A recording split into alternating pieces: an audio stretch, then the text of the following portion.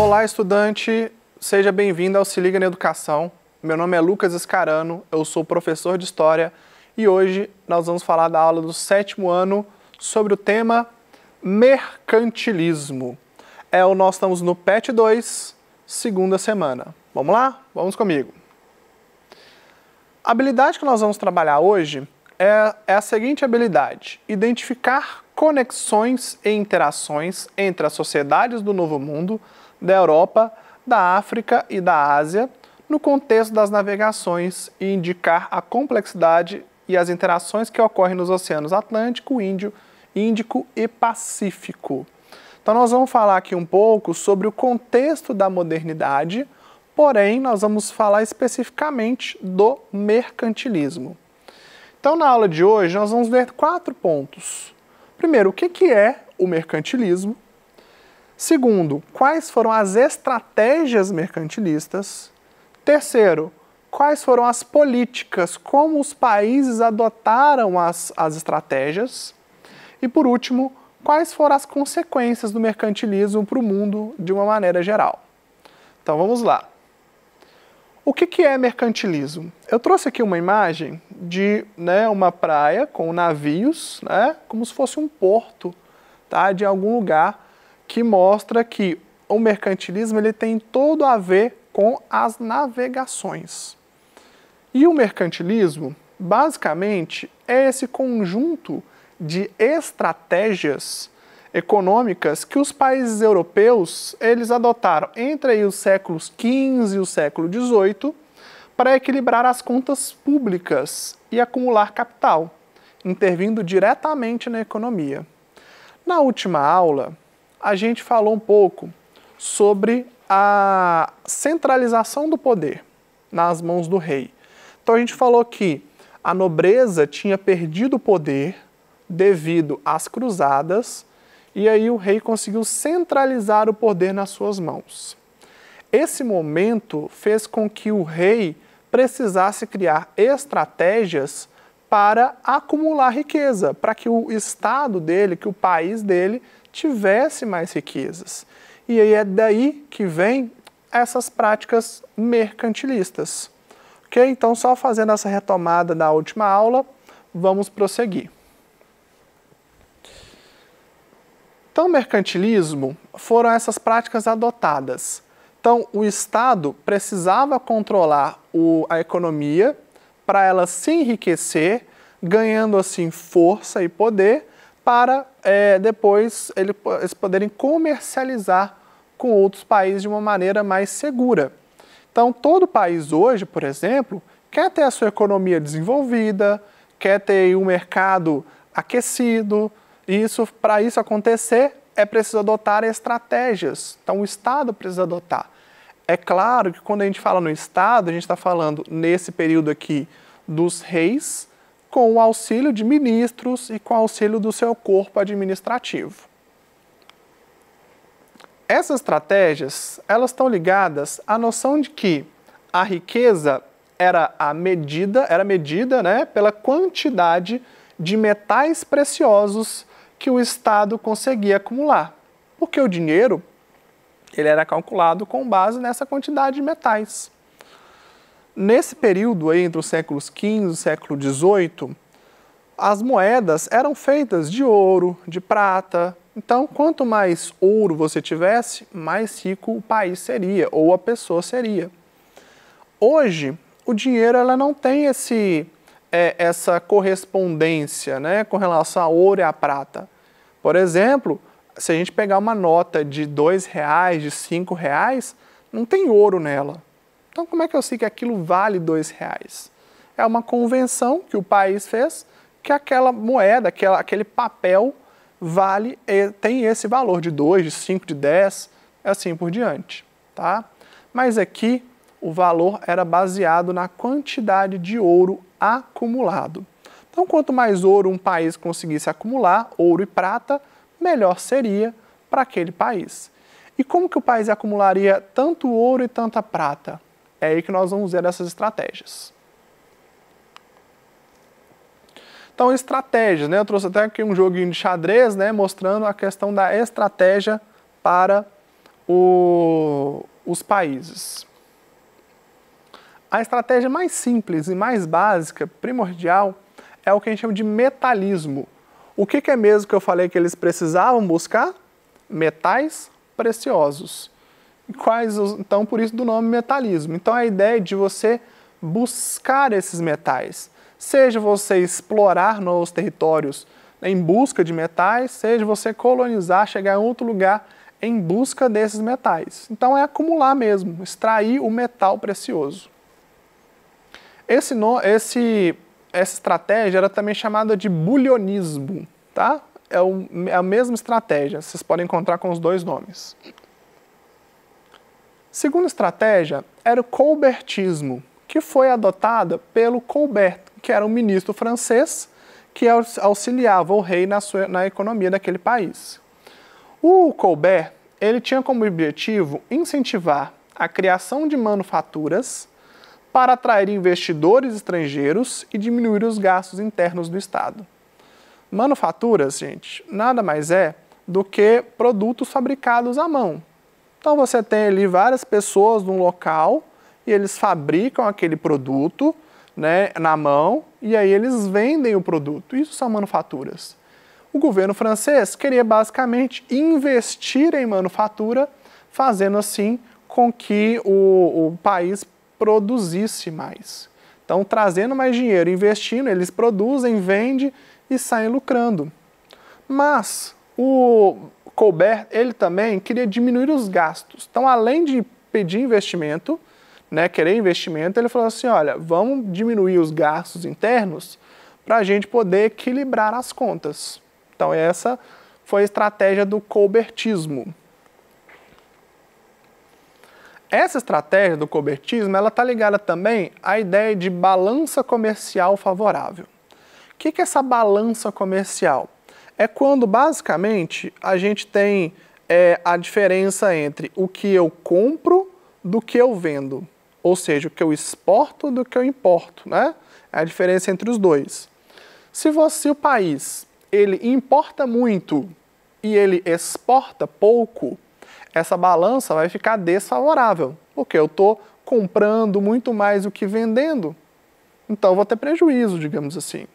Agora, se eu exporto mais, se eu vendo mais e importo menos, ou seja, compro menos, eu vou ter minha balança comercial favorável.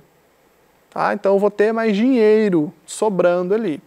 Então qual a estratégia é fazer com que se venda mais e se compre menos, ou se venda a um preço mais alto e compre a um preço mais baixo, tá? Então é assim que a balança comercial favorável era utilizado como estratégia. O mercantilismo comercial, ou marítimo, também tem esse nome de marítimo, tá? É a ideia de que, para lucrar, o Estado precisaria vender produtos caros e comprar produtos baratos. Em função dela, foi necessário investir em frotas marítimas. É nesse contexto aqui que a gente tem as grandes navegações, a expansão marítima, porque é ali que os países vão pensar assim, olha, vamos investir em navio, em marinha, e aí a gente vai pegar os navios e ir lá para as Índias, né, que é lá na Ásia, dá a volta na África, chega lá, compra os produtos, né, que são mais baratos lá, as especiarias, temperos, perfumes, tecidos, a gente compra lá, pega o navio, vai até a Europa e aí lá a gente vende muito mais caro, porque não tem esses produtos na Europa. Então foi assim que alguns países utilizaram essa estratégia aqui, do mercantilismo comercial. E por último nós temos o colonialismo, que ele está ligado muito ao metalismo, porque colonialismo tem a ver com colonizar outros lugares. O que é colonizar? É pegar alguns mercadores, né, alguns navegantes, levar esses navegantes até um novo local e fazer com que nesse local ele explore o local. Foi assim que os espanhóis chegaram à América e em seguida os portugueses chegaram também ao Brasil, com base nessa ideia do colonialismo. A diferença que a gente vai ver aqui é que os espanhóis conseguiram achar o que eles queriam, já os portugueses não. A gente vai ver isso daqui a pouquinho. Terceiro ponto, sobre as políticas mercantilistas. Agora vamos ver na prática, a gente viu as estratégias. Vamos ver aqui na prática qual foi a estratégia adotada por cada país. Então, vocês vão ver que alguns juntam duas estratégias, né, ou separam estratégias entre eles. O primeiro deles é a Inglaterra. Qual foi a estratégia que a Inglaterra utilizou? Ela adotou o mercantilismo comercial. Então ela investiu em navios, em frotas e fez com que os navios chegassem até outros lugares comprando mercadorias a um preço baixo e vendendo a um preço mais alto, né? Então, isso gerava muito lucro para esses países, né? Imagina, você comprava um produto realmente muito barato e vendia ele realmente muito caro. Então, essa foi a estratégia que os ingleses adotaram. Essa estratégia, ela favoreceu, por exemplo, a criação das companhias de comércio. São grupos, né, comerciais que a função deles é fazer comércio a longas distâncias.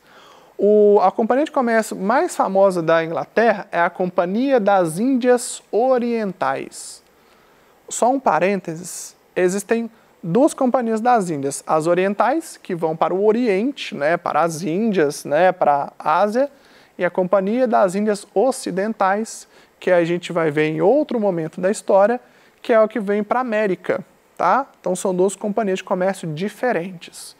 Voltando para aqui, eles também incentivaram a pirataria.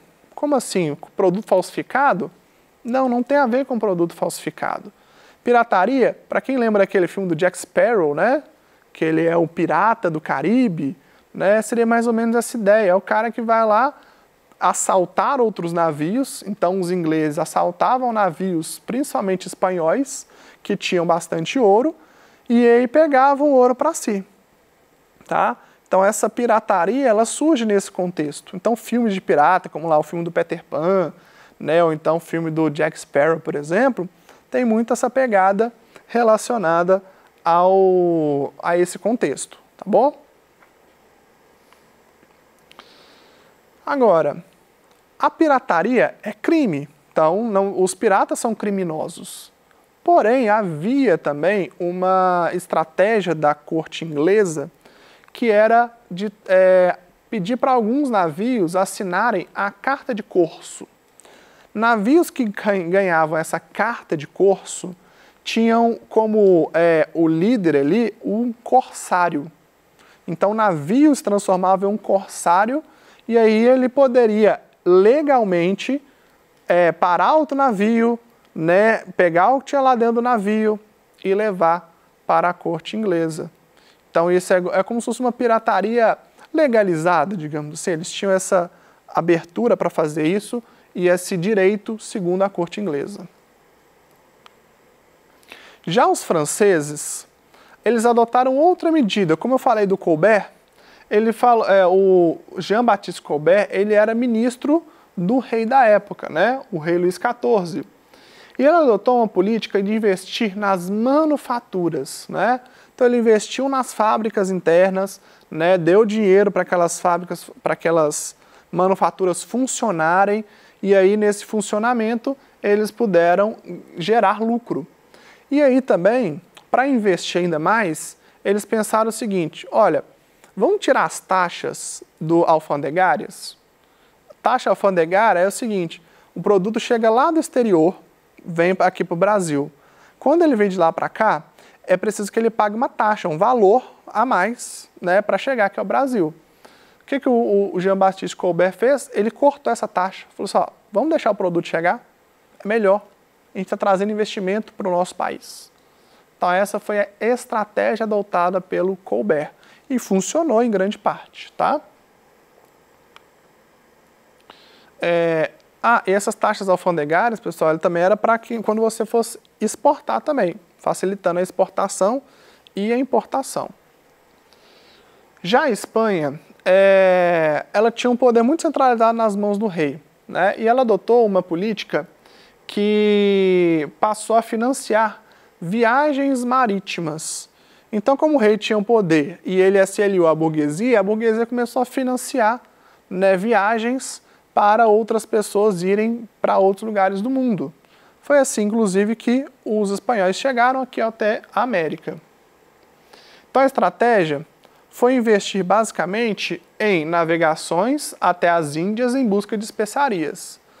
Para chegar até as Índias, eles precisavam dar a volta ali no continente africano, até chegar lá. E aí, o que os navios espanhóis depois fizeram? Eles pensaram, olha, por que a gente não busca uma nova rota para chegar até a Índia, né?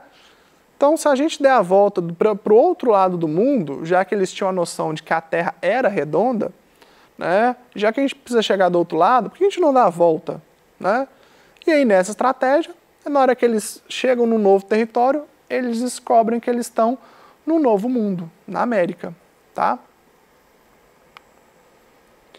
Então, rapidamente, eles encontraram ouro, encontraram prata, então facilitou para a Espanha, porque eles poderiam agora usar esse material para poder fabricar suas moedas. Então, muitos navios espanhóis saíram das Américas carregado cheio de ouro lá para a Espanha. Já Portugal, assim como os espanhóis, eles também vieram para cá. Tanto que a gente está aqui, né? A gente fala português, nós somos colonizados pelos portugueses. Então, eles vieram aqui para o Brasil com a mesma intenção, buscar ouro e prata. Só que eles não encontraram ouro e prata tão facilmente. O ouro e a prata só foi encontrada no Brasil cerca de 200 anos depois. Então, ficou muito tempo sem ter encontrado esse material aqui. Então, o que eles precisavam fazer? Eles precisariam vender outros produtos, extrair outros produtos, explorar para poder vender.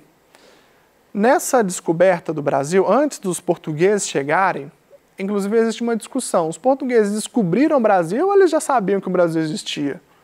Eles já sabiam que o território existia, eles só não sabiam o que tinha aqui. Como é que eu sei que eles já sabiam? Por causa do Tratado de Tordesilhas, assinado em 1494, anos antes dos portugueses terem chegado aqui.